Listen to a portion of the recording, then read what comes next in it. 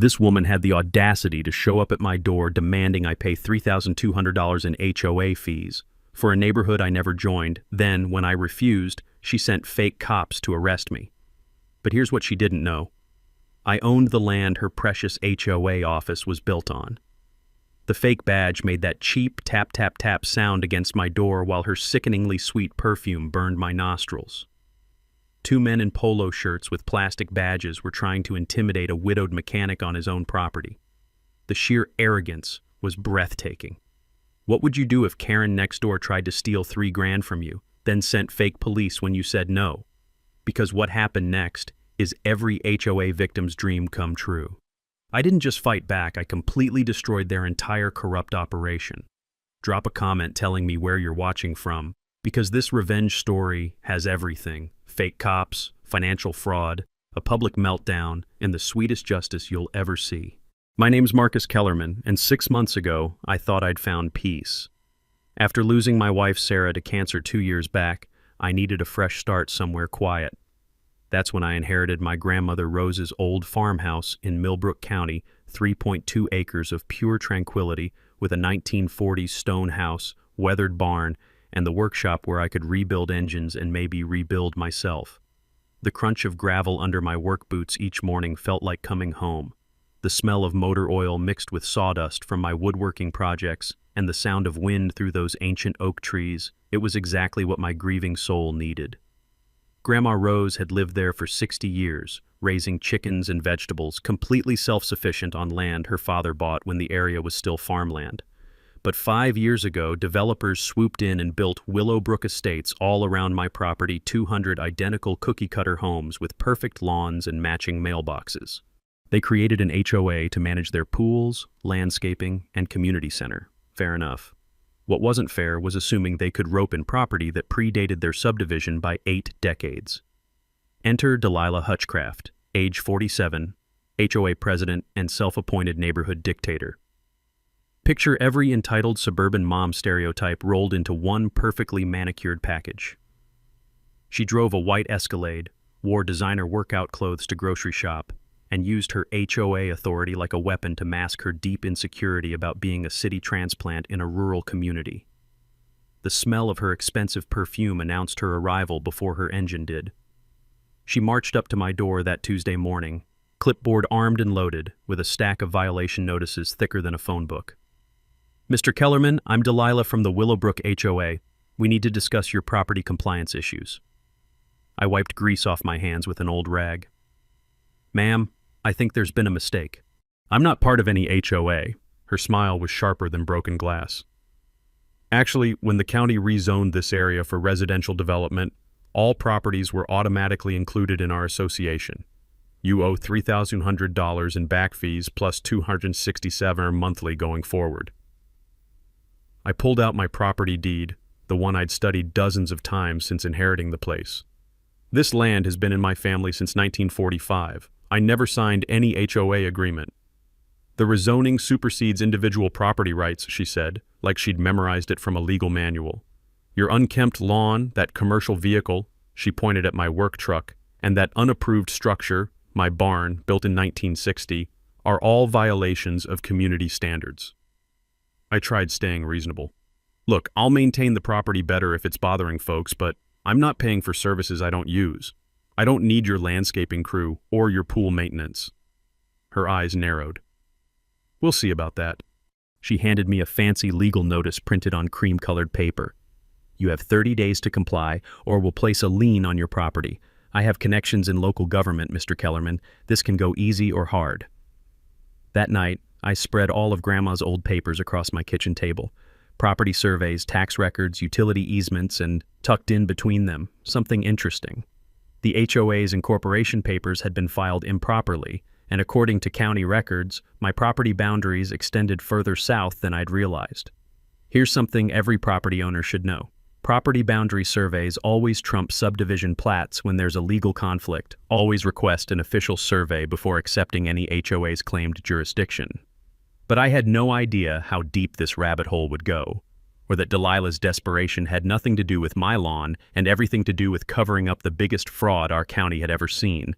2 days after I refused Delilah's demands, she escalated faster than I expected. I was elbow deep in my neighbor's pickup engine when unfamiliar voices drifted across my driveway, the kind of authoritative tone that makes your stomach drop. 2 men in matching blue polo shirts stood by my mailbox, clipboards ready for battle. The taller one had a gut that screamed mall security, while his skinny partner kept clicking his pen like a nervous tick. Both wore badges hanging from lanyards that looked about as official as a kid's sheriff costume. "Marcus Kellerman," gut guy announced. "County Code Enforcement. We're here about multiple violations on this property." I wiped grease off my hands with a rag, studying their fake badges up close. My late wife had worked for the county assessor's office, so I knew what real government IDs looked like. These weren't even close. "Can I see some official identification?" They exchanged that look people give when they realize they're in over their heads. These citations are for operating commercial vehicles in residential zones, unpermitted structures, and noise violations during restricted hours. The paperwork looked professionally printed, I'll give them that. But real county inspectors don't show up unannounced, and they definitely don't care about your HOA disputes. "What department are you with exactly?" "Environmental and Zoning Enforcement," the skinny one mumbled, avoiding eye contact like a teenager caught sneaking out. I memorized their white pickup's license plate while they handed over their fake citations. The acrid smell of diesel exhaust hung in the morning air as they practically burned rubber getting out of my driveway. Either they were late for another inspection, or they realized I wasn't buying their amateur performance. 20 minutes later, I had the county clerk on the phone. "Hi, I just received citations from your environmental and zoning enforcement officers. Could you walk me through the appeal process?" "Sir," the clerk said slowly, "we don't have an environmental and zoning enforcement department. Who exactly gave you these citations?" And there it was. Delilah had crossed the line from petty HOA tyranny into actual criminal behavior. I remembered reading somewhere that impersonating government officials carries serious jail time, usually 3 to 5 years depending on the state. This wasn't just harassment anymore, it was a felony.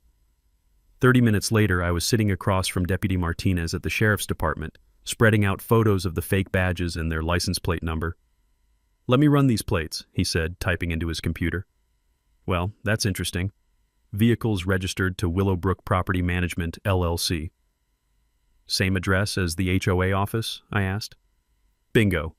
Mr. Kellerman, this is more serious than typical neighbor disputes. I'd strongly recommend security cameras. People desperate enough to impersonate officers tend to escalate their tactics."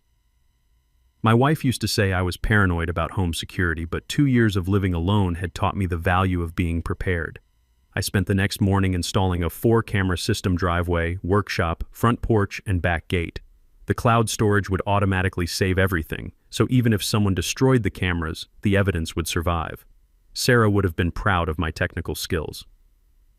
While I was mounting the last camera, Delilah launched her neighborhood smear campaign. My phone started buzzing with next-door notifications about an emergency community meeting to discuss problematic property owner behavior and protecting our investments from declining property values. Mrs. Patterson shuffled over that evening with a plate of snickerdoodles and some neighborhood intelligence. The smell of cinnamon and butter reminded me of my grandmother's kitchen, back when this area was all farmland and common sense. "Marcus, honey, that woman's got some of the newer folks all twisted up. She's claiming you're planning to turn this place into some kind of auto salvage yard." I thanked her for the heads up and made a decision. If Delilah wanted a public forum, I'd give her one. I gathered my grandmother's original property deed, some historical photos from the 1940s, and headed to their next HOA meeting like an uninvited guest with a truth bomb. The community center was packed tighter than a rush-hour subway car when I walked in. 40-some residents turned to stare as I made my entrance, carrying a manila folder thick with evidence. "Excuse me," I said, keeping my voice neighborly. "I'd like to address some concerns about my property." Delilah's face went from surprise to fury in about 2 seconds. "This is a private meeting for HOA members only. You're trespassing on private property." "Actually, this is a public community center," I replied, pulling out the historical photos. "And I think folks might be interested in seeing what this area looked like before Willowbrook Estates existed." The photos showed my grandmother's farm stretching across rolling hills, with the old stone house standing proud among oak trees and vegetable gardens. Several residents leaned forward, genuinely curious about their neighborhood's history. My family has maintained this land responsibly for 80 years, I continued. I'm happy to keep it looking nice, but I never signed any agreement to join your association. The room buzzed with whispered conversations. I could see doubt creeping into some faces. Maybe the scary property value destroyer wasn't so scary after all. But Delilah wasn't having it. "Security!" she shouted, though there wasn't a security guard within 10 miles. "I want this man removed for harassment and intimidation." 3 uncomfortable-looking residents approached me like they were defusing a bomb. I handed out copies of the historical photos as I walked toward the door, keeping my smile genuine and my tone friendly. "Anyone who wants to discuss this like civilized neighbors knows where to find me." That night, Delilah filed a harassment complaint with the real police, claiming I'd disrupted a private meeting and made threatening statements. When Officer Johnson showed up at my door, his body language suggested he'd heard this song before. "Mr. Kellerman, I'll be straight with you. We've had multiple complaints about HOA overreach in this area. Just keep documenting everything and avoid direct confrontation when possible." As he was walking back to his patrol car, Johnson stopped and turned around. "Oh, one more thing. That property management company from your fake officer incident, same address as your HOA office building. Might want to take a closer look at your property boundaries." I spread my property survey across the kitchen table that night, studying every line and measurement with new eyes. That HOA office building was sitting awfully close to what looked like my property line. If my growing suspicion was right, Delilah's desperation was about to make perfect criminal sense. The sound of paper rustling filled the quiet house as I compared survey maps with county records, and slowly, a much bigger picture started coming into focus. 3 days after my uninvited appearance at the HOA meeting, Delilah decided to play lawyer. A certified letter arrived at my door-thick, expensive paper with a law firm's letterhead that screamed, "We charge $400 an hour and we want you to know it." The cease and desist letter was a masterpiece of legal intimidation, demanding I stop interfering with lawful HOA operations, trespassing on community property, and my personal favorite, causing property damage through negligent tree maintenance. Apparently, my century-old oak trees had the audacity to drop leaves on their precious sidewalk. I called my insurance agent first, just to cover my bases. "Jim, hypothetically, if someone claimed my trees were damaging their property, what would you need to see?" "Evidence of actual damage, not just normal leaf drop," he laughed. "Marcus, trees don't become liable for being trees. But document everything. Take photos, keep records. Sounds like someone's fishing for a settlement." That advice stuck with me as I researched property surveyors. My wife always said I was too trusting, but losing her taught me that life's too short to let bullies push you around. I hired Peterson Land Surveying. $200 felt steep, but my grandmother used to say, "Buy truth even if it costs you." While I waited for the survey, I found an attorney who specialized in property disputes. David Blackwood had the kind of reputation that made HOA presidents nervous, 30 years of fighting for property owners against bureaucratic overreach. "Marcus," he said during our consultation, "the fact that they sent fake government officials tells me they're desperate. Desperate people make mistakes, and mistakes create evidence." The survey crew arrived on a foggy Tuesday morning, their equipment beeping and chirping like electronic birds as they mapped every inch of my property. I brought them coffee and watched them work, not knowing I was about to discover something that would flip this entire situation upside down. "Mr. Kellerman," the lead surveyor called out around noon, "you might want to see this. Your property line extends about 30 feet further south than your old survey indicated. GPS technology has gotten much more precise since the 1990s. Those older surveys sometimes had boundary errors that modern equipment can correct." My heart started pounding as he showed me the measurements. That strip of land included the exact spot where the HOA had built their office building. "Are you telling me their office is on my property?" I asked. "According to our measurements and the county's original land grants, yes, sir. About half that building is sitting on land you own." I spent that evening comparing the new survey with county records, property tax maps, and the HOA's incorporation documents. The more I dug, the clearer it became. Delilah had built her power base on stolen ground, literally, but she wasn't done escalating. The next morning, I caught her red-handed parking in my driveway, strutting around like she owned the place. The crunch of her high heels on gravel announced her arrival before I even looked up for my coffee. "This driveway easement is HOA common area," she announced like she was reading from a script. "You're required to share access with community vehicles. Ma'am, this has been my family's private driveway since 1945. You need to move your car. I don't think so. She pulled out her phone and started taking pictures of my property. I'm documenting continued violations for our attorney. 20 minutes later, she was back with a landscaping crew that started dismantling my mailbox. This structure violates community aesthetic standards, she told the confused workers. The HOA will install a compliant replacement. I called the post office immediately. Someone just removed my mailbox claiming HOA authority. Can they do that? Absolutely not, the postal supervisor said. Mail delivery obstruction is a federal offense. File a complaint immediately and reinstall your mailbox wherever you want it on your property.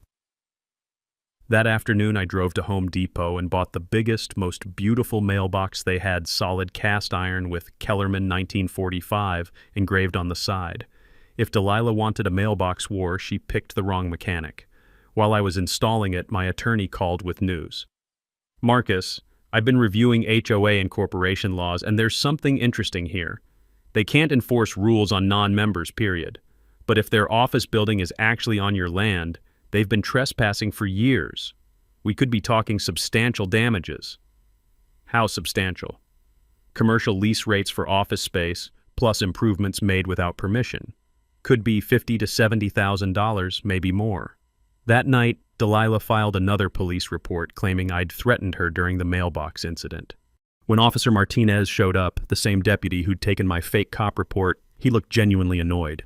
Mr. Kellerman, she's claiming you said you'd make her regret messing with your property. Did you say that? I told her removing my mailbox was illegal and she'd regret not checking federal postal regulations first. He nodded and closed his notebook. Thought so. Between you and me, we've gotten 6 complaints about this HOA in the past month. Document everything, avoid confrontation, and let the legal system handle it. As he was leaving, Martinez added something that made my pulse quicken. Your surveyor's report is going to be interesting. County Planning Department is asking questions about that office building's permits. I pulled out the survey results that night, studying them under my workshop's bright fluorescent lights. The smell of motor oil and sawdust mixed with anticipation as I realized I held something more powerful than any lawyer's letter mathematical proof that Delilah's empire was built on my land. But what I didn't know yet was just how deep her financial desperation ran, or how far she'd go to keep her secrets buried. The insurance fraud, the inflated contracts, the shell companies, all of that was still hidden beneath layers of fake paperwork and neighborhood politics. All I knew was that tomorrow I'd start using this survey like a loaded weapon in a legal war I was finally ready to win. The vandalism started exactly 1 week after I installed my new mailbox. I woke up to find all 4 tires on my work truck slashed, the cuts deliberate and clean. Someone had taken their time to make sure I'd need a tow truck and a day off work. But here's where Delilah made her first major mistake. She didn't know about my backup security cameras. I'd installed the obvious ones where anyone could see them, but my paranoid side had hidden 2 additional cameras in the old oak tree and behind the barn. The metallic smell of spray paint hit me when I walked outside to survey the damage someone had painted over the lenses of my visible cameras, thinking they'd covered their tracks. Real professional job, I muttered, uploading the hidden camera footage to my laptop. The timestamp showed 2:47 a.m., and there she was, Delilah Hutchcraft herself, directing 2 men in dark hoodies as they slashed my tires and vandalized my security equipment. I called my insurance company first. Jim, remember that hypothetical property damage we talked about? It just got real. The adjuster who came out was a sharp guy named Rodriguez who'd seen this pattern before. Mr. Kellerman, we've had 7 similar vandalism claims in your area over the past 6 months. All the victims had HOA disputes. Insurance fraud investigators are starting to notice. You think this is organized? I think someone's running a harassment campaign and hoping insurance money will make their problems go away. Keep those camera files safe. We might need them for more than just your claim. While I waited for the tow truck, Delilah was busy orchestrating what she called an emergency neighborhood safety meeting. The next door notifications started flying. Dangerous individual threatens community safety. Commercial activities violate zoning laws. Property values at risk from hostile neighbor. Mrs. Patterson knocked on my door that evening with her usual plate of cookies and some disturbing news. The warm smell of oatmeal raisin couldn't quite mask the worry in her voice. Marcus, that woman held a meeting at the community center this afternoon. She's got some folks convinced you're running an illegal auto shop and planning to expand into commercial development. Did she show any evidence? Honey, since when do bullies need evidence? She had fancy charts about property values and pictures of your work truck. Made it sound like you're single-handedly destroying the American dream.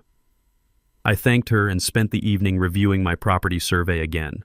Something kept nagging at me about the office building's location, so I drove over there after dark with a flashlight and measuring tape. The building sat on what was clearly my land according to the survey, but there was more. County records showed it had been built without proper permits, and the property tax records were a complete mess. Someone had been very sloppy with their paperwork, or very confident they'd never get caught. My research session was interrupted by my phone ringing. Mr. Kellerman, this is Detective Williams with the County Fraud Unit. We understand you've been having some issues with fake law enforcement officers. That's right, I filed a report with Deputy Martinez. We'd like to talk with you tomorrow. Seems your HOA has been busy with more than just fake badges. Can you come in around 10? The next morning brought another surprise. My power was mysteriously shut off. According to the utility company, I had unpaid bills dating back 3 months, despite my account being current and automated payments coming out of my checking account. Sir, we show complaint calls from neighbors about illegal electrical connections and safety violations. Someone requested an immediate disconnect pending investigation. I pulled up my bank statements on my phone. I can prove every payment. Someone's filing false complaints. It took 4 hours and 3 supervisor calls to restore my power, but the pattern was becoming crystal clear.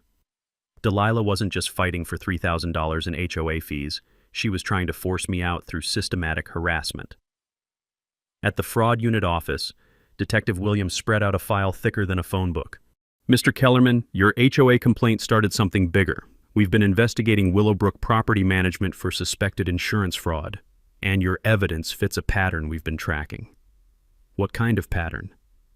Organized harassment campaigns designed to force out property owners, then filing fraudulent insurance claims for the damage they caused themselves. Your hidden camera footage shows the same individuals we've seen in other cases. The detective showed me photos from 5 other properties. All had experienced similar vandalism, utility harassment, and fake government inspections. All had been pressured to either join expensive HOAs or sell their properties at below-market prices. The good news is you're not alone. The bad news is this is organized crime masquerading as neighborhood governance. That afternoon, I got a call from Jake Morrison, the HOA treasurer. His voice was shaky, like a man who'd discovered something he wished he hadn't. Marcus, I need to talk to you privately. Not about taking sides or anything, just there are some financial things that don't add up. Can we meet somewhere neutral? We met at the diner on Highway 9, away from neighborhood eyes and ears. Jake looked like he hadn't slept in days, constantly checking over his shoulder while he talked. I've been the treasurer for 2 years and I always wondered about some of these expenses. $50,000 for landscape improvements that I never saw happen. $30,000 for legal consultation on cases that never went to court. He slid a manila envelope across the table. I made copies before Delilah could stop me. Marcus, I think she's been stealing from every family in this neighborhood. The bank statements inside told a story of systematic theft payments to shell companies, inflated contracts with family members, and cash withdrawals that disappeared into Delilah's personal accounts. We were talking about nearly $200,000 over 3 years. Jake, why are you showing me this? Because I have kids in this neighborhood. I moved here to get away from big city corruption, not to enable it. He paused, stirring his coffee nervously. And because I figured out something else. That office building where she holds all these meetings. I looked up the property records. It's not sitting on HOA land. It's on my land. Every meeting, every decision, every contract signed in that building legally questionable if it's on stolen property. Marcus, you don't just have a harassment case. You're sitting on evidence that could shut down the entire operation. Driving home that evening, I realized this had grown beyond a simple property dispute. Delilah wasn't just a petty neighborhood tyrant. She was a criminal who'd built an empire on fraud, theft, and intimidation. And now I had the evidence to bring it all crashing down. The sound of gravel crunching under my tires felt different as I pulled into my driveway. This wasn't just my grandmother's land anymore. It was ground zero in a war between justice and corruption, and I was about to choose which side would win. The boxes of evidence Jake had smuggled out of the HOA office covered my entire kitchen table, like pieces of a financial puzzle. My attorney, David Blackwood, sat across from me, his reading glasses reflecting the glow of spreadsheets that told a story of systematic theft spanning 3 years. "Marcus, this is bigger than we thought," he said, flipping through bank statements. "Shell company payments, inflated contracts, mysterious cash withdrawals. We're looking at nearly $180,000 in fraudulent expenditures." But the real bombshell came when we traced the office building's ownership through layers of legal paperwork. Delilah hadn't just built the HOA office on my land without permission. She personally owned the building through an LLC called Community Management Solutions. "Let me get this straight," I said, feeling my blood pressure rise. "She built a building on my property, then charges the HOA $4,200 a month to rent space in a building she owns, using money stolen from homeowners' fees? It gets worse. Look at these property tax records." David spread out county documents across my grandmother's old oak table. "The office building parcel was never legally separated from your property. She's been avoiding thousands in annual property taxes by letting you pay them on the full 3.2 acres. The sound of papers shuffling mixed with my growing anger as the scope of Delilah's fraud became clear. This wasn't just about HOA overreach. She'd created an elaborate financial scam using stolen land as her foundation. "Here's the smoking gun," David continued, pointing to a series of payments. "Landscaping contracts with her brother-in-law's company, security services from her nephew's business, and legal fees to a firm that doesn't exist. Every vendor getting inflated contracts is connected to her family." I walked to my kitchen window and stared out at the HOA office building, its brick facade gleaming in the afternoon sun. That building represented everything wrong with unchecked authority, corruption dressed up as community service, theft masquerading as neighborhood improvement. "David, if I can prove ownership of that land, what happens to all the contracts and decisions made in that building?" "Legally questionable at best. You could argue that any HOA business conducted on illegally occupied property lacks validity. But more importantly, if we calculate commercial lease rates for office space over 3 years, plus improvements made without permission, we're talking about substantial damages." My phone buzzed with a text from Detective Williams. "County auditor wants to meet. Property tax irregularities flagged in system. Tomorrow 2 p.m. The meeting at the county auditor's office felt like stepping into the final act of a long-running drama. Auditor Patricia Paulson had spreadsheets, maps, and tax records spread across a conference table that could have seated a board of directors. "Mr. Kellerman, we've been reviewing property tax assessments in your area, and there are significant discrepancies. You've been paying taxes on 3.2 acres, including the parcel where the HOA office sits, but county records show no legal subdivision of that land. So officially, I own the ground their building sits on?" "According to our records, yes, which means Ms. Hutchcraft has been operating a tax avoidance scheme while collecting rent from an HOA for property she doesn't legally control." The auditor showed me comparison charts of similar properties in the area. The HOA office building should have been paying nearly $8,000 annually in property taxes, money that would have funded schools, roads, and county services. "There's something else," she continued. "We've identified 3 other properties in your area with similar irregularities, all connected to developments managed by Willowbrook Property Management." Driving home, I realized I'd reached the point of no return. I could settle quietly, reclaim my land, and let Delilah disappear into whatever hole criminals crawl into when their schemes collapse.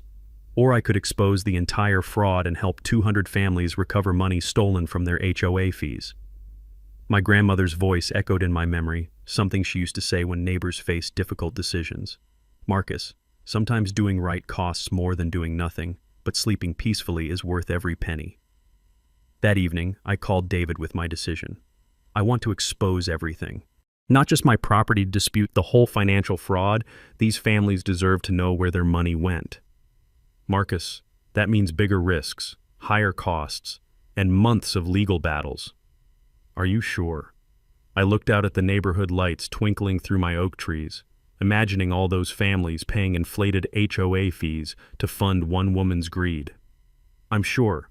Let's bring this house of cards down."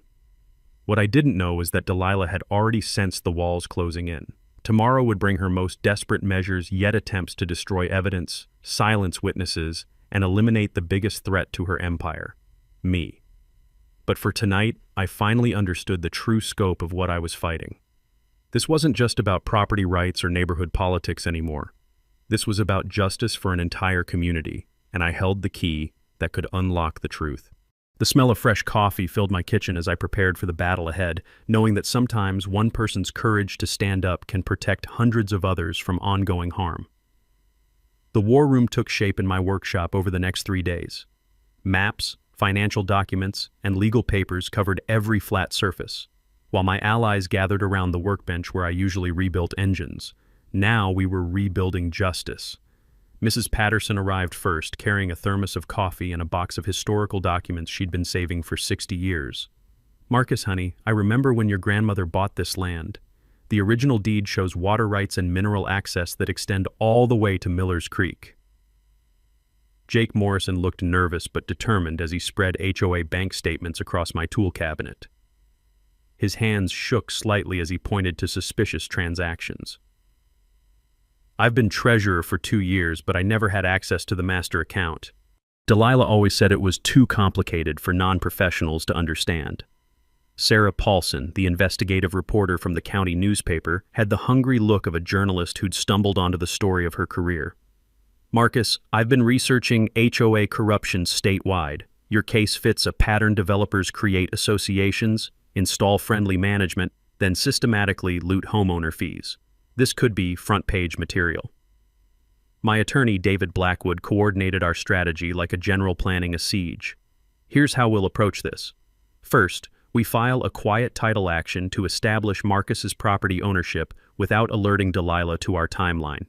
That's the legal equivalent of loading a cannon before your enemy knows there's going to be a battle." The quiet title process was brilliant in its simplicity. It forces anyone claiming interest in property to prove their legal right within 30 days or forfeit their claim forever. Since Delilah had no legitimate claim to my land, she'd be trapped between admitting fraud or producing documents that didn't exist. "While that's processing," David continued, "we'll document every fraudulent expenditure for potential restitution. Jake's bank statements show a clear pattern of self-dealing and embezzlement." Sarah had been digging into the financial web surrounding Willowbrook property management. "I found shell companies registered to Delilah's maiden name, her husband's business partners, even her adult son. They've been cycling money through fake vendors to hide the theft." The smell of fresh printer ink filled my workshop as we organized evidence packets. Every suspicious transaction, every inflated contract, every fake vendor payment, all documented with bank records Jake had courageously copied before Delilah could destroy them. Mrs. Patterson proved invaluable for historical context. "That office building sits on what used to be your grandmother's vegetable garden. Rose grew the best tomatoes in 3 counties right where Delilah parks her Escalade." "Can you testify to that in court?" David asked.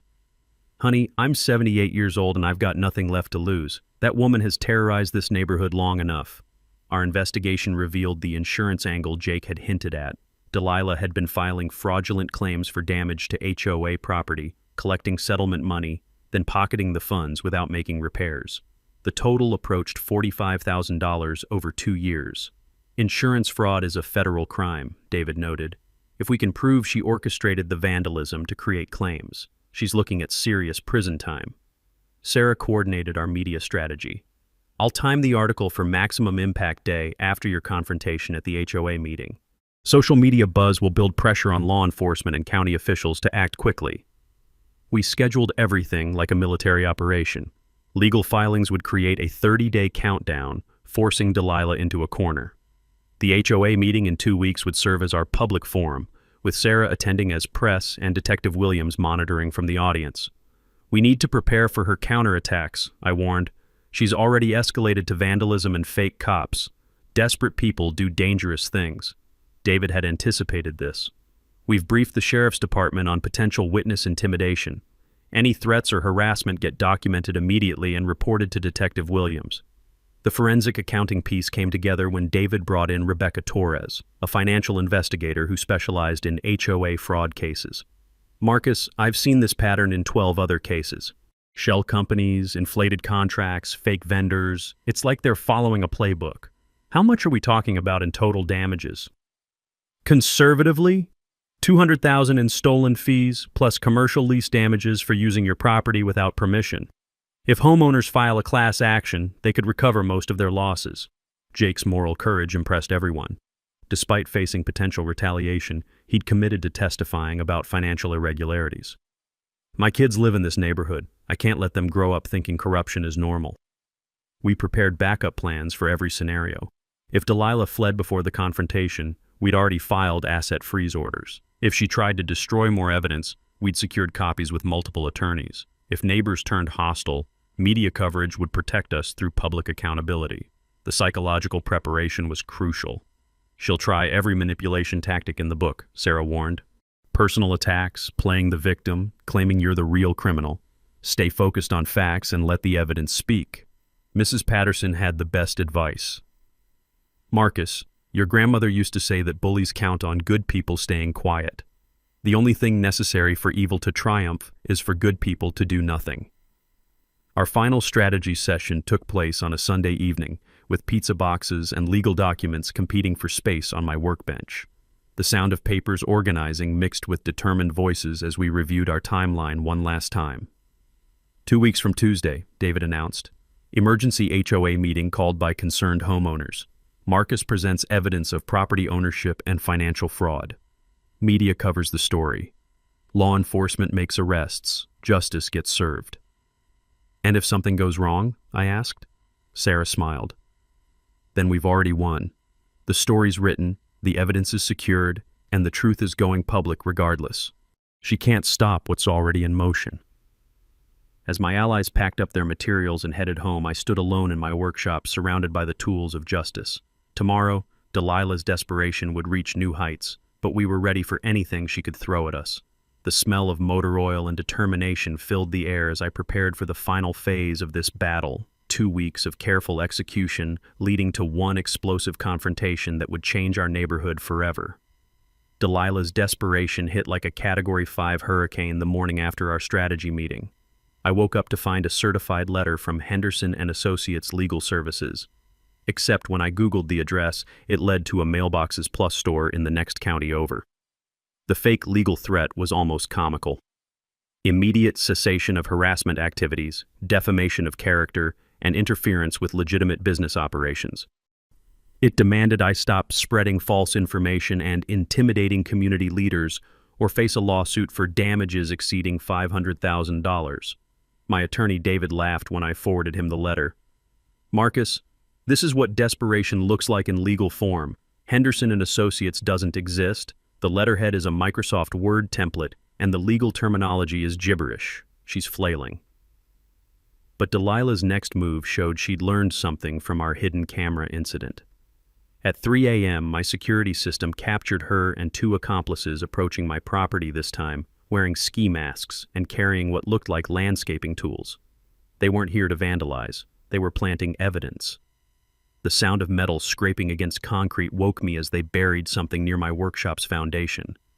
By the time I grabbed my flashlight and got outside, they'd vanished, but my cameras had caught everything. A dawn excavation revealed what they'd planted. Bags of chemicals with labels suggesting illegal dumping. Professional frame job, Detective Williams observed when he arrived that morning. Environmental violations would give them grounds for emergency property seizure. Good thing you've got comprehensive security coverage. The detective's presence seemed to rattle Delilah more than anything we'd done so far. When he knocked on her door to ask about the 3 a.m. activities captured on camera, neighbors reported hearing raised voices and slamming doors from inside her house. Mr. Kellerman, she's lawyer shopping, Williams informed me later. 3 different attorneys in 2 days, but nobody wants to touch a case involving evidence tampering and insurance fraud. Word travels fast in legal circles. Meanwhile, Jake Morrison was facing his own pressure campaign. Delilah had discovered his role in our investigation and launched a targeted harassment effort that would have impressed a mob boss. She's threatening to expose my unpermitted deck addition, Jake told me during a tense phone call. Says she'll report me to county code enforcement and my homeowner's insurance company. Marcus, that deck repair could cost me $15,000 I don't have. Jake, we'll help you handle the permit issues legitimately once this is over. Don't let her blackmail you into silence. But Delilah's most brazen move came that Thursday afternoon. I returned from a client's garage to find her standing in my living room, having somehow gotten inside through a window she'd forced open. We need to talk, she said, like breaking and entering was a normal negotiation tactic. This situation has gotten out of hand for both of us. Ma'am, you're trespassing. You need to leave immediately. I kept my voice steady while reaching for my phone to call 911. Wait. She pulled out a check already filled out for $50,000. This covers your survey costs, property improvements, and compensation for any inconvenience. All you have to do is drop the legal action and sign a non-disclosure agreement. The smell of her desperation was almost physical nervous sweat mixed with too much perfume, like someone trying to mask the scent of fear.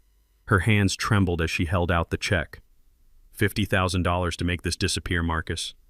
Think about what that money could mean for your business, your future. No lawyers, no court dates, no media attention. You're bribing me to cover up fraud. I'm offering a generous settlement to resolve a property boundary dispute between neighbors. Her voice cracked slightly on the word neighbors. I activated the voice recording app on my phone, a trick David had taught me for exactly this situation. So you're acknowledging there's a property boundary issue with the HOA office building? The building situation can be adjusted, relocated if necessary. The important thing is resolving this matter quietly and professionally. What about the $200,000 stolen from homeowner fees? Her mask slipped completely. Those were legitimate administrative expenses. Property management isn't free, and community leadership deserves compensation for time and expertise. Compensation paid to your shell companies and family members? You don't understand the complexities of community association management, she said, backing toward my front door. But this offer won't last forever. Take the money, Marcus. Walk away while you still can. After she left, I immediately called Detective Williams and my attorney. The recorded conversation would add attempted bribery to her growing list of criminal charges, a felony that could result in significant prison time, even without the fraud convictions. Marcus, she just handed us a smoking gun, David said. Admitting the building needs to be relocated, acknowledging the money as compensation, offering cash to make criminal evidence disappear, a prosecutor's dream case. But Delilah's final desperate gambit was still coming. That evening, Jake called with panic in his voice. Marcus, she's called an emergency HOA board meeting for tomorrow night. She's planning to vote on dissolving the entire association to avoid accountability. If there's no HOA, there's no crime, right? Wrong. Dissolving an organization to avoid criminal liability is obstruction of justice.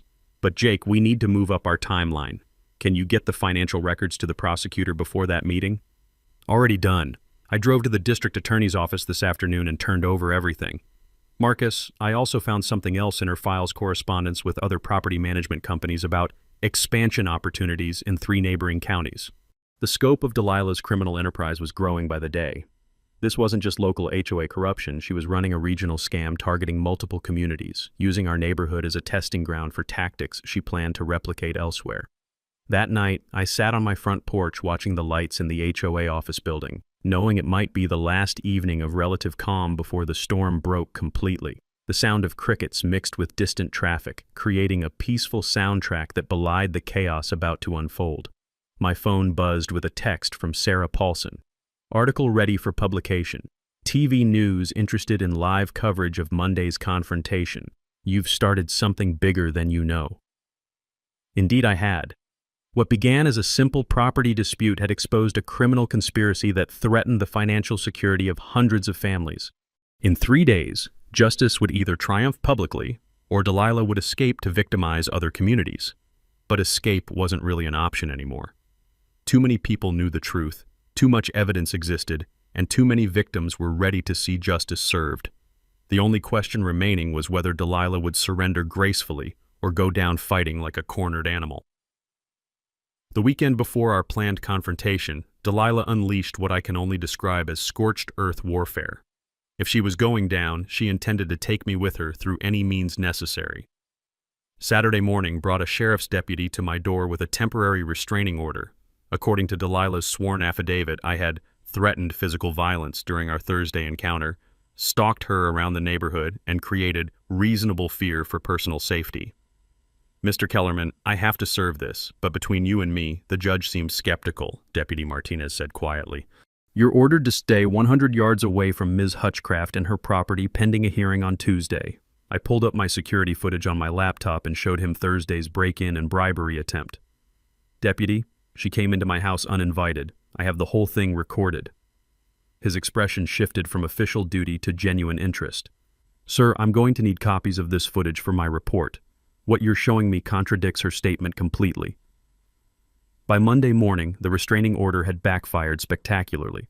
Judge Patricia Morrison reviewed the security footage during an emergency hearing and not only dismissed Delilah's petition, but sanctioned her for filing false documents with the court. "Ms. Hutchcraft," the judge said sternly, "attempting to misuse the restraining order process to silence someone with legitimate property claims is a serious abuse of court resources. You'll pay Mr. Kellerman's attorney fees for this frivolous filing." But Delilah's desperation had only begun. That afternoon, county business licensing showed up at my workshop claiming I was operating an unlicensed commercial automotive facility in violation of residential zoning laws. The inspector was legitimate this time, unlike her previous fake enforcement attempts. But when I showed him my business license and explained that I only worked on neighbors' vehicles as favors, he looked confused. "Mr. Kellerman, someone filed a complaint claiming you're running a full-scale auto repair business here, but all I see is a clean workshop with basic tools. This complaint seems exaggerated." After he left without issuing any citations, I called Detective Williams. "She's trying every angle to get me shut down before Monday's meeting." "Marcus, that's actually good news. Desperate criminals make mistakes, and false reports to government agencies can be prosecuted as harassment. Keep documenting everything." The character assassination campaign reached peak absurdity on Sunday when anonymous flyers appeared on every doorstep in the neighborhood. The headline screamed, "Dangerous individual threatens community safety," above a grainy photo of me working under the hood of my truck. The flyers claimed I was an unstable widower planning to convert residential property to industrial use, complete with fabricated quotes from concerned neighbors about declining property values and safety risks to children. Mrs. Patterson called within an hour of the flyers appearing. "Marcus, honey, this is backfiring on her worse than she realizes. 3 neighbors have already stopped by to ask if you're okay and whether they can help. People aren't as stupid as she thinks." Indeed, the propaganda campaign seemed to be generating sympathy rather than fear. Jake Morrison reported that several homeowners had approached him asking questions about HOA finances after reading the flyers. "They're wondering why she's so desperate to discredit you instead of addressing the legitimate concerns about missing money." But Delilah's most dangerous gambit came Sunday night. I woke up to the sound of breaking glass from my workshop, followed by the acrid smell of smoke. Someone had thrown Molotov cocktails through the windows, setting fire to my tool storage area. The volunteer fire department responded quickly, but not before several $1,000s worth of equipment was destroyed.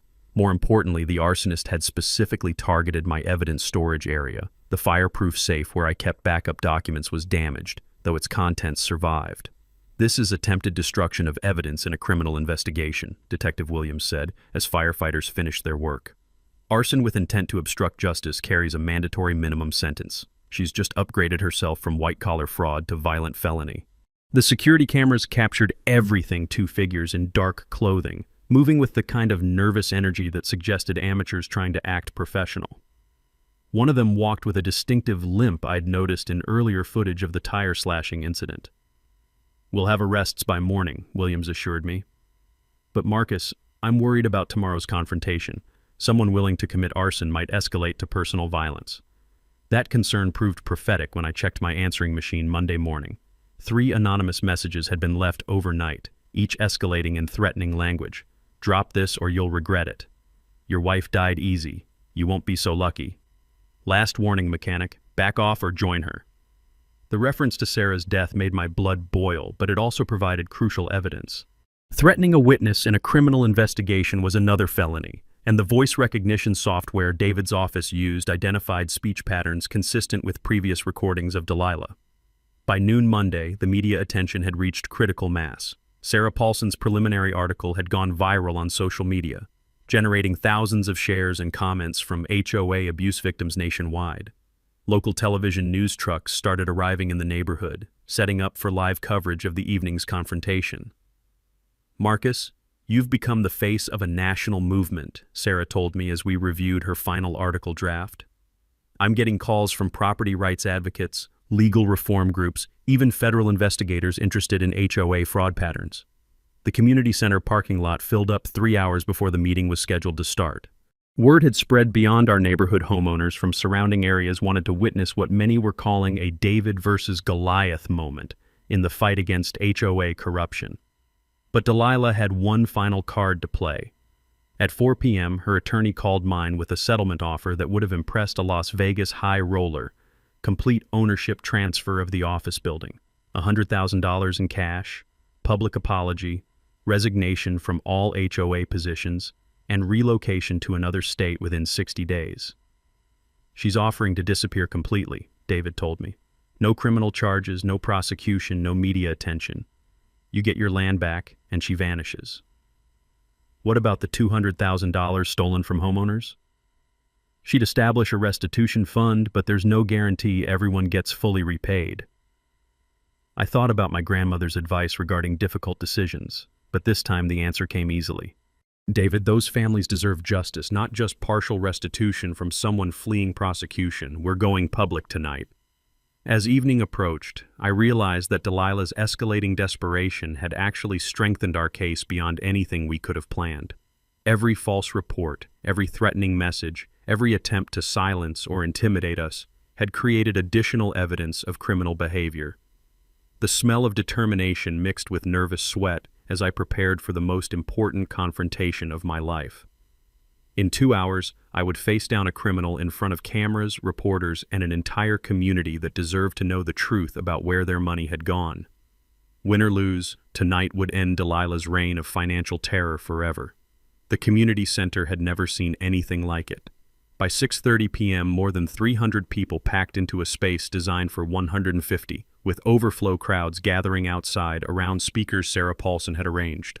The squeaking of metal folding chairs mixed with nervous chatter as neighbors who'd barely spoken before found themselves united by curiosity and outrage. Sarah positioned herself near the front with a photographer, live streaming to her newspaper's social media accounts. The viewer count climbed steadily. 500, 200, 3,800 people watching online as our small-town drama attracted national attention. County Commissioner Williams sat in the third row, notepad ready, while Detective Martinez lingered near the back exit in plain clothes. My attorney, David Blackwood, arranged evidence boxes on the front table like ammunition for a legal war. Mrs. Patterson arrived wearing her best church dress and carrying a folder of historical documents. "Marcus, honey, I've been waiting 78 years to see justice like this. Let's give 'em a show." Delilah entered at exactly 7 p.m., flanked by the 3 remaining loyal board members who hadn't resigned in disgust. She wore a navy business suit that probably cost more than most people's car payments, but her usual confident swagger had been replaced by something that looked suspiciously like barely controlled panic. "This meeting will address routine HOA business only," she announced, her voice echoing through the packed room. "We have no time for outside agitation or personal grievances from non-members." A murmur of discontent rippled through the crowd.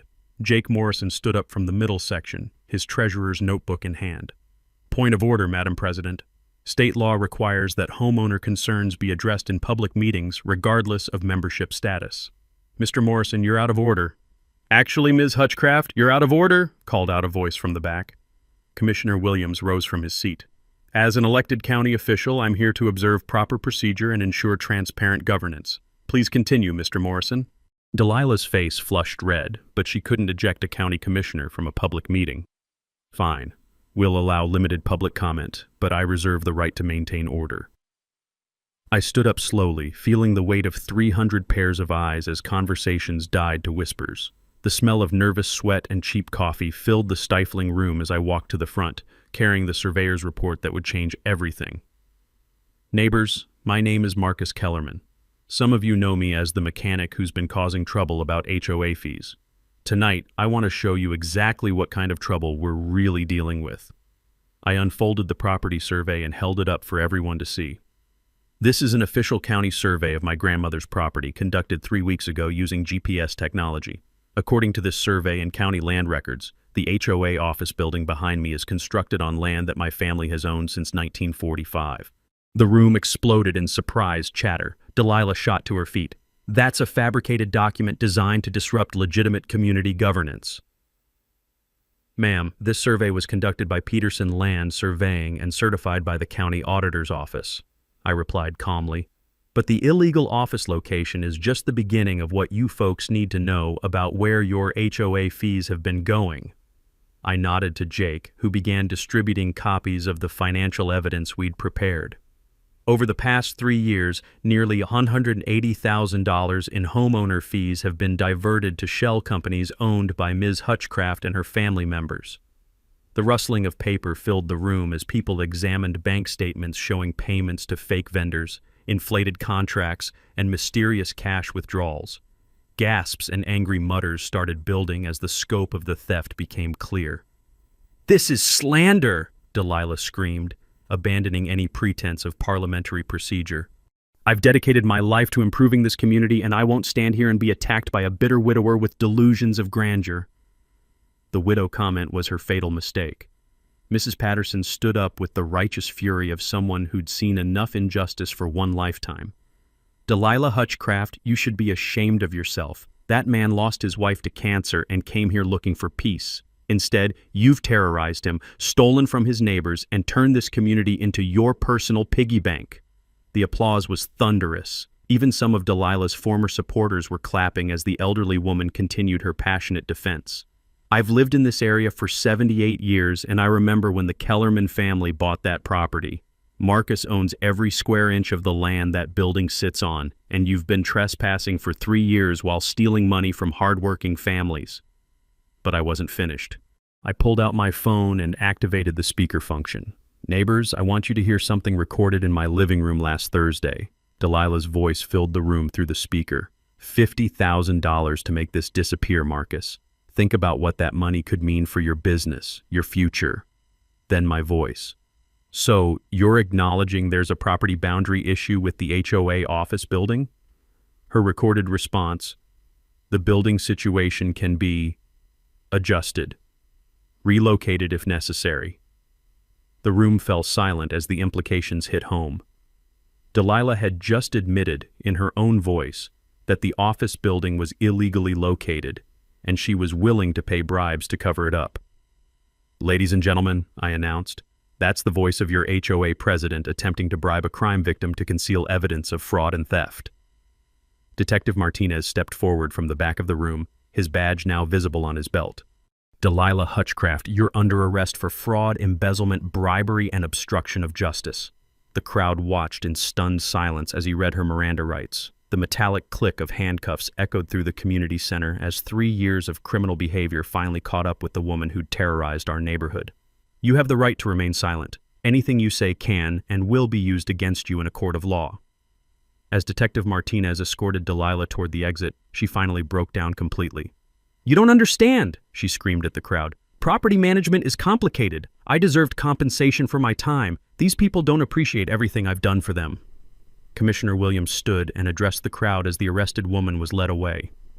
"Ladies and gentlemen, tonight you've witnessed why transparency and governance matters. The county will be launching a full investigation into HOA practices throughout our jurisdiction, and will implement reforms to prevent this kind of abuse in the future." The applause was deafening. Sarah's live stream had reached over 15,000 viewers, and the comments were flooding in from HOA abuse victims nationwide who saw hope in our small-town victory. Jake Morrison stepped to the microphone, his voice shaking with emotion. "As interim treasurer, I motion to dissolve the current HOA structure and form a legitimate homeowners association with full financial transparency and democratic governance." "Seconded," came voices from throughout the crowd. "All in favor?" Jake asked. Nearly every hand in the room went up. As people filed out of the community center, dozens stopped to shake my hand, apologize for doubting me, or share their own stories about Delilah's abuse of power. The sound of relieved laughter mixed with planning conversations as neighbors who'd been divided by fear and manipulation began healing their community. Mrs. Patterson squeezed my arm as we walked toward the parking lot. "Marcus, your grandmother would be so proud. You didn't just save your own property, you saved this whole neighborhood."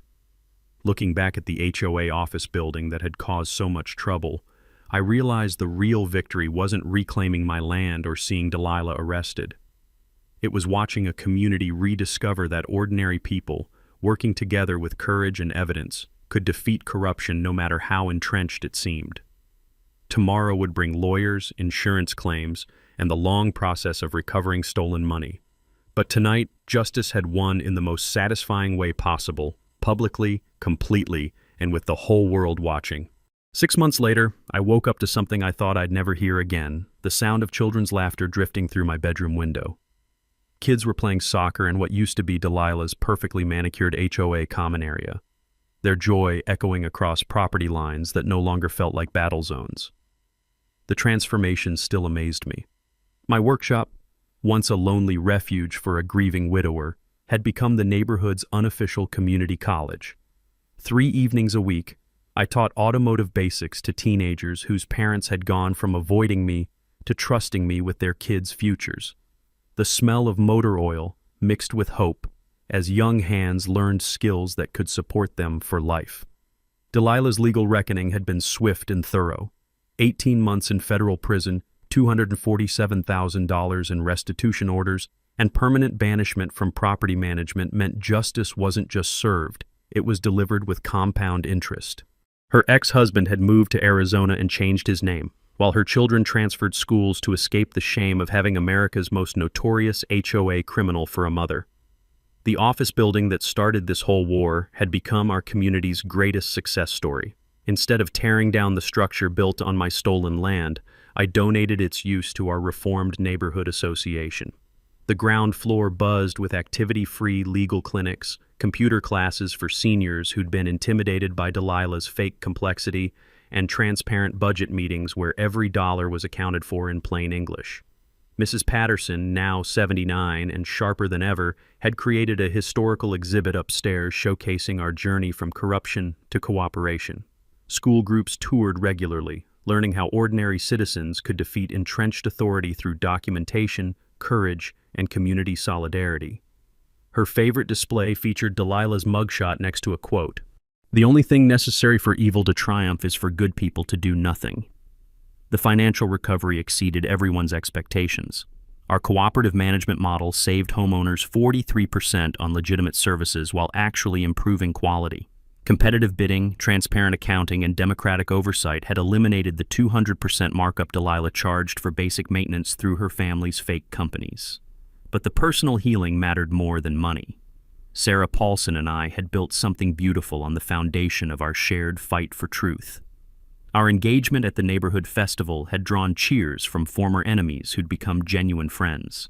The investigative reporter who'd helped expose corruption was now the woman who made my morning coffee taste better and my future look brighter. The Grandmother Rose Memorial Scholarship had awarded its first recipient last month, a young woman studying automotive technology who reminded me why fighting corruption matters. When working-class families can afford college because we recovered their stolen HOA fees, every legal battle and sleepless night becomes worthwhile. Our story's national impact still surprised me. Congressional testimony, 43 state investigations, millions in recovered homeowner funds, all because one stubborn mechanic refused to pay extortion fees. The Kellerman Property Rights Act now protected homeowners nationwide from forced HOA membership scams, proving that small-town victories could create nationwide change. The consulting work felt surreal. FBI agents called for advice on HOA fraud patterns, attorneys flew in from California to discuss similar cases, and victims from Alaska to Florida shared stories that made Delilah's crimes look almost modest. My business cards read Marcus Kellerman, Auto Repair and Justice Consultation, a combination that would have sounded ridiculous 2 years ago. Property values told the real story of community transformation. An 18% increase since corruption ended proved that good governance attracted buyers rather than scaring them away. Young families moved in specifically because of our reputation for transparency and accountability. Fear had been replaced by the kind of mutual support that turns houses into homes and neighbors into family. Jake Morrison's leadership as our elected association president had healed wounds that seemed permanent during Delilah's reign.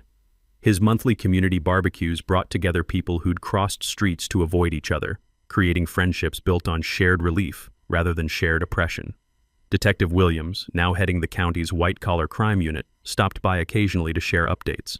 Marcus, 12 additional property management companies are under investigation because victims found courage in your story. You started something bigger than you realized. The physical changes completed our emotional healing. Delilah's former parking spot had become a community garden where elderly residents grew vegetables and children learned cooperation. The smell of tomatoes ripening in my grandmother's former soil felt like justice taking root in the most literal way possible. Standing in that garden on quiet evenings, I sometimes marveled at the journey from victim to victor. The path had required everything: courage when I felt afraid, patience when I wanted immediate results, evidence when emotions ran high, and allies when isolation felt easier. But the destination was a community stronger than before, and personal peace I hadn't felt since my first wife's death. Our annual Property Rights Day celebration had become the region's signature event for civic education. Children learned that David could still beat Goliath with the right tools. Adults discovered that transparency prevented corruption better than any law, and elderly residents shared wisdom about the difference between authority and authoritarianism. The wedding planning with Sarah filled my spare time with joy instead of legal strategy. The same barn where I'd once sorted evidence of financial fraud would host our ceremony, with Mrs. Patterson officiating and 200 neighbors celebrating love built on shared principles rather than shared trauma. If you're fighting HOA abuse right now, remember this: document everything obsessively, build alliances strategically, and never let bullies convince you that justice is impossible. Your courage might save not just your own property, but an entire community's financial future. Drop a comment sharing your worst HOA nightmare. Your story might inspire the next person who needs to hear that resistance works and victory is possible. And where are you watching from? I love seeing how far these justice stories travel. Don't forget to smash that subscribe button and ring the notification bell for HOA stories, because next week I'm bringing you something unbelievable. A school principal who embezzled $400,000 from student fundraisers but forgot the new PTA treasurer was a forensic accountant. That revenge gets served colder than Minnesota justice, and you won't believe how it ends. From my workshop in the most transparent, financially honest, and genuinely neighborly community in 3 counties, this is Marcus Kellerman reminding you that sometimes the best way to honor the past is to fight like hell for the future. The sound of laughter and learning continues as another generation discovers that fixing engines and fixing corruption require the same essential tools: patience, precision, and the unshakable belief that with enough work, everything broken can run smoothly again. You've been watching HOA Stories, where entitled Karens get a reality check. If this episode gave you secondhand rage or satisfaction, hit that like, leave your take in the comments, and subscribe so you're the first in line for more weekly HOA chaos.